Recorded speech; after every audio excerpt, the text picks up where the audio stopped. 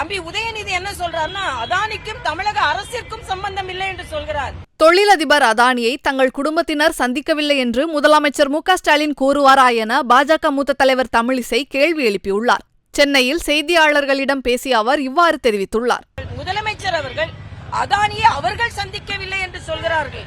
அவர்கள் குடும்பத்தில் நானோ என் குடும்பத்தை சார்ந்த எவரோ சந்திக்கவில்லை என்று உறுதியாக சொல்ல வேண்டும். தம்பி உதயநிதி என்ன சொல்றாருன்னா, அதானிக்கும் தமிழக அரசிற்கும் சம்பந்தம் இல்லை என்று சொல்கிறார். அதானிக்கும் அவர்கள் குடும்பத்திற்கும் சம்பந்தம் இருக்கிறதா என்பதை தெளிவுபடுத்த வேண்டும். ஏனென்றால் ஒன்றுமே இல்லாத இந்த சோரஸ் அவர்கிட்ட இணைப்பு இருக்கிறது. அதையெல்லாம் விட்டுவிட்டு அமெரிக்காவில் அதானியின் பிரச்சனையை அமெரிக்கா உயர்நீதிமன்றம் பார்த்துக் கொள்ளட்டும்.